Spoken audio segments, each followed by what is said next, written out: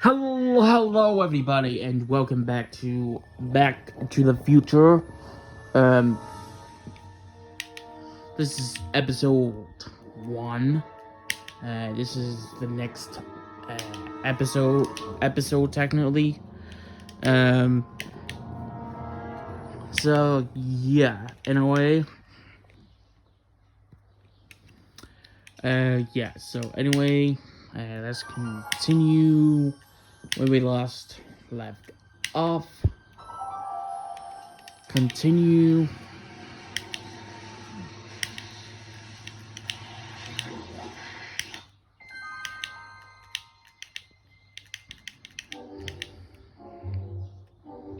Alright, so yeah, now we can use the... Man, she keeps it hot in here. That's the kettle. I'll be right back with some tea. Now don't touch anything.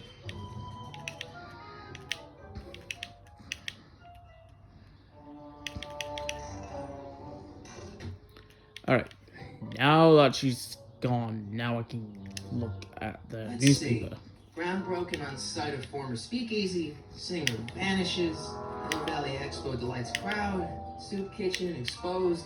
Here we go. Speakeasy arsonist slain. Legal procedure gave way to old-fashioned vengeance last night when a mob descended on the Hill Valley police station. The suspect in the speakeasy arson case, a drifter known as Carl Sagan, was pulled from his... Carl Sagan? It's Doc! Killed by a mob. What's the date? June 14th, 1931. Jeez, I gotta rescue him. My newspapers! Sorry, Miss Strickland. Let me... No! You've gotten my history out of order! Oh, do you know how long it'll take to fix what you've done? Now, get out! Get out! Get out! Help! Police!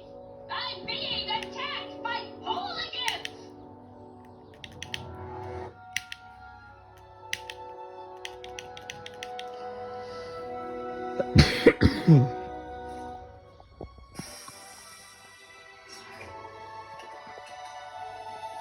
Marty! Where you been, son? And what are you doing in that getup? I'm dressed up for Halloween party. It's a costume. Tonight's the big Halloween party. Halloween party? In May? Never mind, you don't have to explain. I'm sure whatever it is you're up to, you know what you're doing, right? I hope so. Hey, sometimes you gotta go out on a limb for the ones you love, right? Wish my dad had understood that. You won't stay away too long. You barely know I was gone.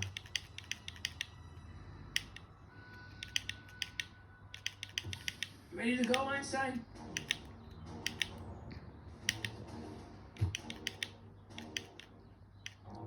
Time circuits? On. Flux capacitor? Fluxing. Okay, if Doc's gonna get killed on June 14th, 1931, I'll just show up the day before and get him out. I hope you know what you're doing, Doc.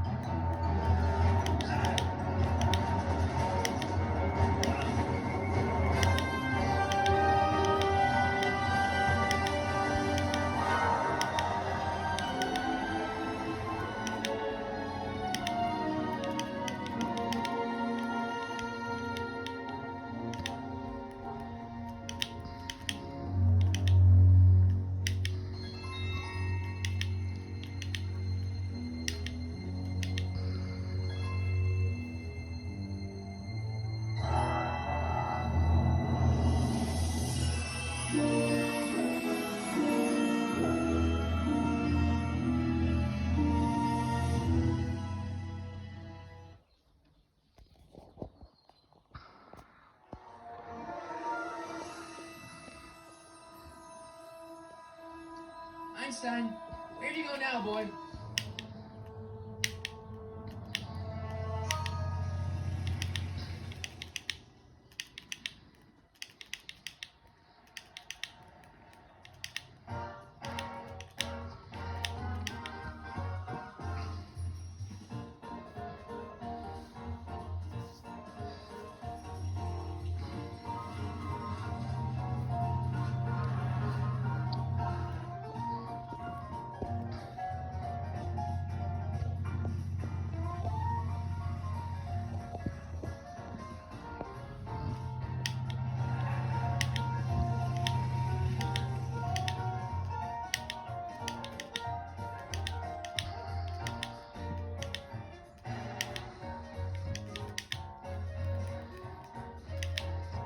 Young man, excuse me, young man.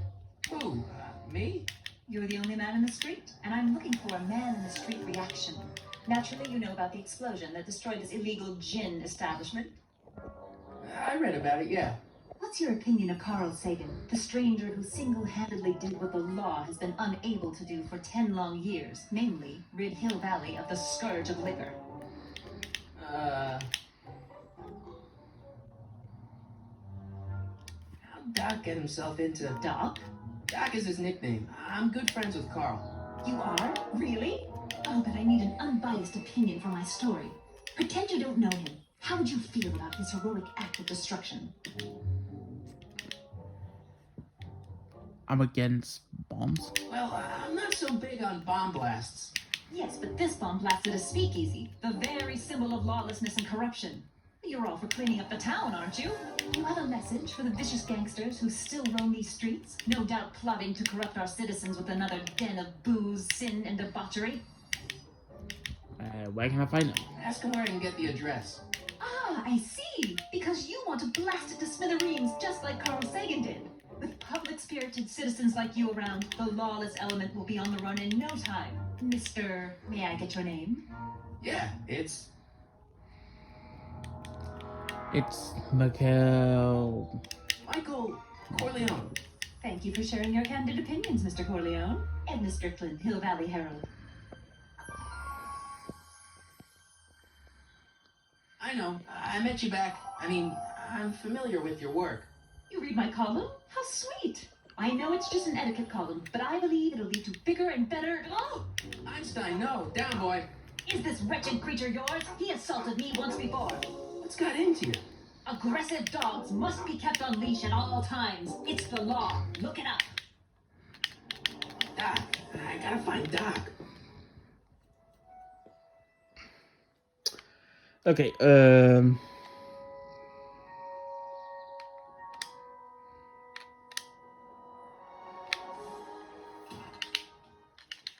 You gonna buy anything? No.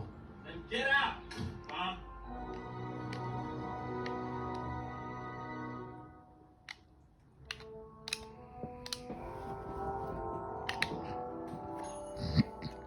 Hey, can I get some moose? What does this look like? A hunting lodge?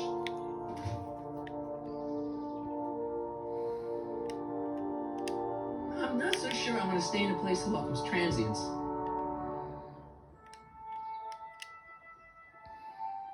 Wow, looks like they used a real shark. all right. Let's go and thingy find.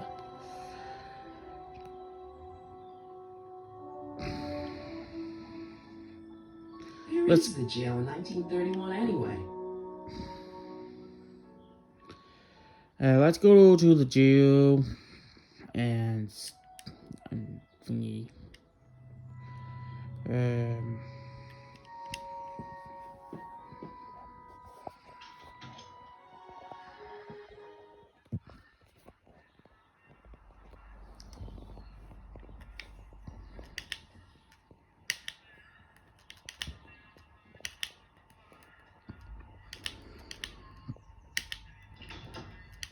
McFly?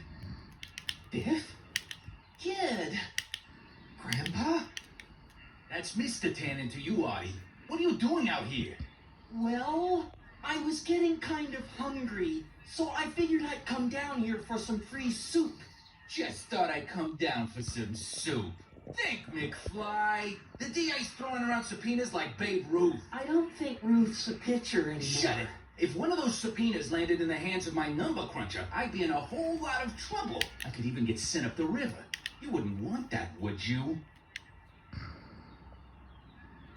Would you? No, of course not, kid. All right. That's better. What are you looking at, punk?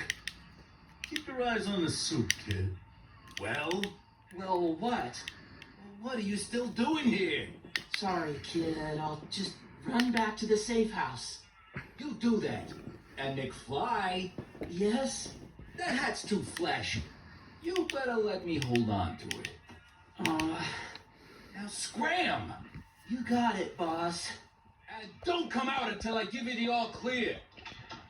I swear, if even one of you mooks could add 2 plus 2 without your fingers, I'd dump that wimp into the lake. Hey! Anyway, I'm off to make myself irresistible. Don't let anyone burn down the shop while I'm gone.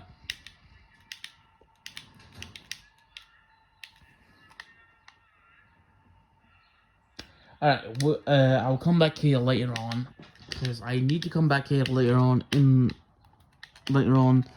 I just want to show you a little cutscene.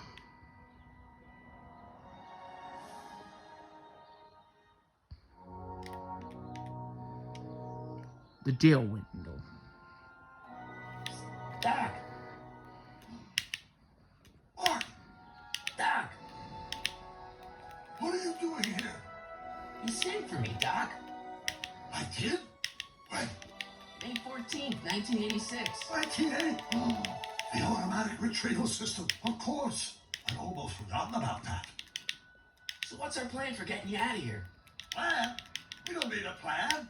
We don't. Not in the slightest. The police picked me up for that speakeasy fire a couple of weeks ago, but the DA hasn't got a case. They're releasing me tomorrow morning. So basically, I traveled 50 years into the past to deliver your car? Sorry about that. It's so wonderful to see you. We have a lot of catching up to do. Yeah, you might want to hold off on that, Doc. Great Scott!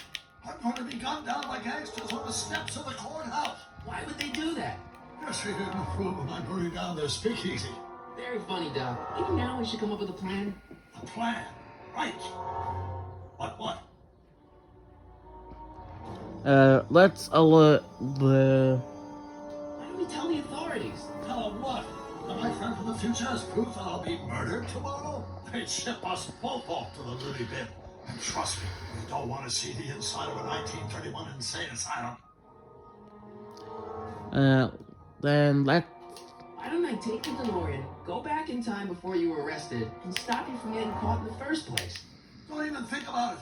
Without my unjust incarceration, the events that sent you into the past might never happen, resulting in a paradox of continuum shattering proportions. Jeez, we've been back together for 5 minutes, Doc. You're already talking about the end of the universe. I missed that. Don't be ridiculous, Marty. I was only referring to the end of the universe as we know it. Let's make a stand. Why don't we try to tough it out? Now that we know what's coming, maybe we sneak it past the gangsters with a bulletproof vest or something. That might work with 1 or 2 bullets, but from the looks of this article, it appears that I'm going to be mowed down in a hail of Tommy gun fire that rendered the innocent stranger little more than a pumping mass of bones and gristle. Who writes like that? According to the byline, one Edna Strickland. I should have guessed. Let's talk to the gangsters. Hey, maybe I can talk to the gangsters. Tell them not to shoot the wrong guy. I don't think the criminals of this era are going to be very receptive to a complete stranger telling them that their secret assassination plan is misguided. Do you? I guess I could break you out. Well, I suppose I could just get some dynamite and break you out of jail. No, that's far too dangerous. Not just to me, but to random innocent people in the past. The repercussions could be... That's it! What's it? Rocket-powered drill. You have a rocket-powered drill? Not yet. I haven't built it yet. You've lost me, Doc. Listen, a few months ago, my 17-year-old self sent in a patent application for a rocket-powered drill. I abandoned the project after I never heard back from the patent office, but the prototype should be nearly complete. Great, I'll just run back to your lab. No, I said nearly complete. You need me to help you finish it. How the hell am I supposed to sneak a half-finished rocket-powered drill into your cell? Not me. 1931 me. Wait a minute, Doc. You want me to convince your 1931 self to build a rocket-powered drill to break you out of jail? Precisely. What about the space-time thing? Won't talking to yourself cause, irreparable damage to the space-time continuum or something? It should be fine. I've already invented the idea of the rocket drill. You've just got to goad my younger self into finishing the prototype. How am I supposed to get you to build a rocket drill? How am I supposed to convince your younger self to finish the rocket drill? Just tell him I need to break his older self out of jail? Absolutely not. Whatever you do, you can't tell my younger self anything about time travel. I won't come up with the inspiration for the flux capacitor for another 24 years. Then what am I supposed to... Just be your charming self. From what I remember, I'm a pretty easygoing kid, so enlisting me in a scientific adventure should be a piece of cake. Where can I find your younger self? Okay, let's say I go along with this crazy idea. Where can I find you? I mean, the other you. How should I know? It was over 50 years ago. Why don't you go over to the soup kitchen next door and give my house a call? They'll know where to find me.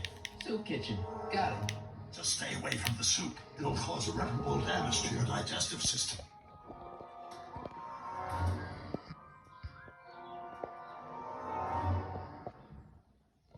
I guess I better get started. Don't worry, Doc. I'll get you out of here in no time. I'm not worried. Once you and my younger self put your heads together, you'll be unstoppable. Alright guys, I will leave this episode here. If you guys had enjoyed this episode, please like, comment, and subscribe. And as always, I will see you guys on the next episode, and am out of here.